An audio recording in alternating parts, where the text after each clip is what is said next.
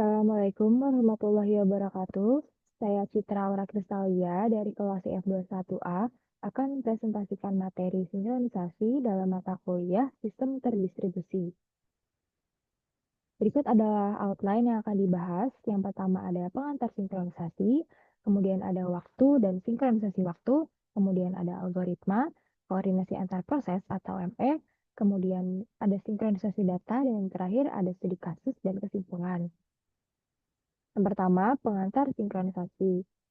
Definisi dari sinkronisasi yaitu proses mengkoordinasikan atau menyelaraskan waktu, data, atau tindakan antara berbagai komponen dalam sistem terdistribusi. Tujuan dari sinkronisasi yaitu untuk mencegah inkonsistensi data, race condition, dan menjaga ketepatan waktu komunikasi antar proses. Contoh pengaplikasiannya yaitu dalam database, terdistribusi, atau jaringan komputer yang terhubung secara luas, sinkronisasi diperlukan untuk menjaga konsistensi informasi. Yang kedua ada waktu dan sinkronisasi waktu. Ada dua jenis, yaitu physical clock dan logical clock. Physical clock yaitu jam nyata yang disinkronkan dengan waktu dunia nyata, misalnya UTC atau Coordinated Universal Time. Sistem komputer menggunakan physical clock untuk merekam waktu sebenarnya dari suatu kejadian. Nah, algoritmanya ada Network Time Protocol atau NTP dan juga ada Christian's algorithm. Nah, kalau logical clock itu tidak mengikuti waktu nyata, tapi lebih pada urutan peristiwa antar proses. Ini bertujuan untuk menjaga agar urutan kejadian yang saling bergantung dapat ditangani secara konsisten tanpa memerlukan sinkronisasi waktu fisik yang presisi. Jenisnya ada Lampert Logical Clock dan Vector Clock. Itu lebih kompleks dari Lampert Logical Clock. Kemudian ada macam-macam algoritma sinkronisasi waktu dalam sistem terdistribusi. Yang pertama ada Bernoulli algorithm. Sinkronisasi waktu ini di seluruh node dalam jaringan tanpa bergantung pada satu server waktu tunggal. Cara kerjanya, node yang bertindak sebagai koordinator mengumpulkan waktu dari setiap node. Nah, koordinator menghitung rata-rata waktu dari semua node dan menginstruksikan setiap node untuk mengatur clock-nya agar sesuai dengan waktu rata-rata tersebut. Kemudian ada NTP. NTP itu salah satu protokol paling umum untuk sinkronisasi waktu antar komputer dalam jaringan. NTP bekerja dengan mengandalkan server yang tersinkronisasi dengan waktu standar UTC. Berikut adalah cara kerjanya. Kemudian ada Christian's algorithm. Algoritma ini menghubungkan klien dengan server waktu utama untuk sinkronisasi waktu. Kemudian ada Lampert Logical Clock. Algoritma ini digunakan untuk mengatur urutan kejadian daripada waktu absolut, sehingga ideal untuk situasi di mana urutan lebih penting dari waktu nyata. Kemudian ada Vector Clock, yaitu versi yang lebih canggih dari Lampert Clock, yang dapat mendeteksi peristiwa yang bersamaan. Berikut adalah cara kerjanya. Kemudian, koordinasi antar proses, mutual exclusion atau ME. Koordinasi antar proses atau ME dalam sistem terdistribusi adalah upaya menjaga agar hanya satu proses dapat mengakses sumber daya dibagi atau shared resource pada sewaktu-waktu tertentu. Hal ini sangat penting untuk mencegah race conditions, deadlock, dan starvation yang dapat menyebabkan ketidakstabilan dan ketidakkonsistenan data dalam sistem. Nah, berikut adalah konsep dari ME. Definisinya yaitu ME memastikan bahwa hanya satu proses di antara beberapa proses yang sebelumnya sudah dijelaskan. Kemudian tujuannya yaitu untuk mencegah konflik akses dan memastikan keamanan data dengan menjaga agar tidak terjadi modifikasi data secara bersamaan oleh beberapa proses. Berikut adalah beberapa algoritma ME, yaitu ada centralized algorithm, distributed algorithm, misalnya Richard Agrawala algorithm, kemudian ada token-based algorithm, misalnya token ring. Nah, berikut adalah contoh implementasi ME.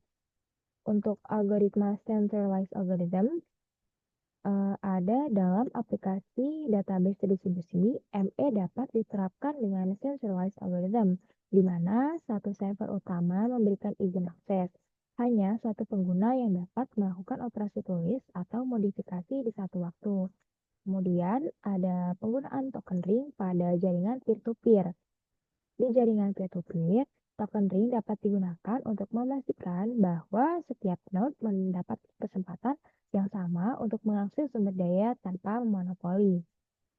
Kemudian, sinkronisasi data, konsistensi dalam sistem distribusi. Ini bertujuan untuk memastikan bahwa data tetap konsisten dan terbaru di semua node dalam sistem, sehingga pengguna mendapatkan hasil yang sama dimanapun mereka mengakses data. Ini penting untuk mencegah konflik, terutama dalam lingkungan banyak proses yang mungkin mengakses atau memperbarui data secara bersamaan. Nah, berikut adalah model konsistensi. Yang pertama ada strong consistency, ada eventual consistency, dan ada causal consistency. Yang strong consistency yaitu menjamin bahwa setiap operasi baca setelah operasi tulis pada suatu data selalu memberikan nilai terbaru. Kalau eventual consistency itu dalam kurun waktu tertentu, semua salinan data di node yang berbeda akhirnya akan konsisten. Kalau causal consistency memastikan bahwa jika suatu operasi adalah penyebab dari operasi lainnya, maka operasi pertama harus diterapkan lebih dulu. Nah, berikut adalah algoritma konsistensi. Yang pertama ada two-phase commits atau 2PC. Cara kerjanya, protokol ini memungkinkan koordinasi transaksi di seluruh node untuk menjaga konsistensi data. Proses 2PC terbagi menjadi dua fase. Yang pertama ada fase prepare, yang kedua ada fase commit atau rollback. Kemudian ada practice algorithm. Cara kerjanya, algoritma ini yaitu solusi untuk mencapai konsensus pada nilai atau tindakan tertentu dalam sistem terdistribusi, meskipun terdapat beberapa kegagalan node. Untuk algoritma ini terdapat tiga tahapan, yaitu tahap proposal, tahap akseptasi, dan terakhir tahap komitmen.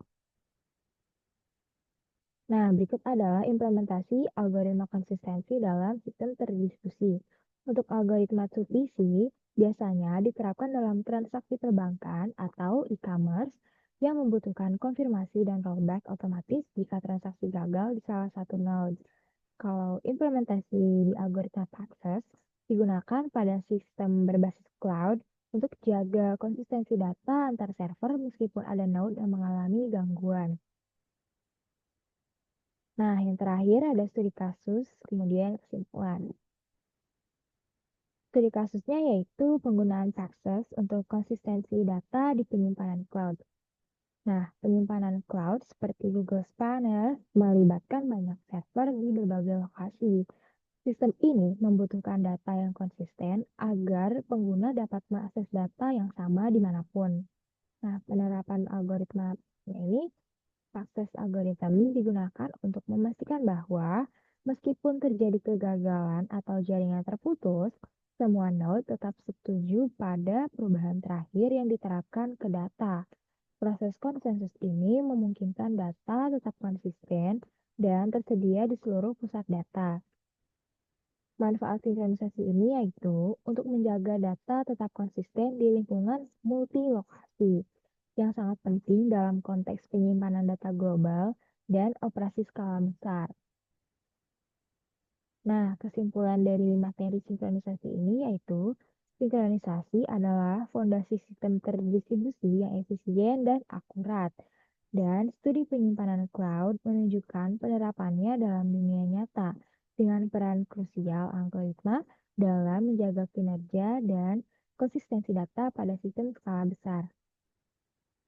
Berikut adalah pemaparan materi dari sinkronisasi dalam mata kuliah sistem terdistribusi. Assalamualaikum warahmatullahi wabarakatuh.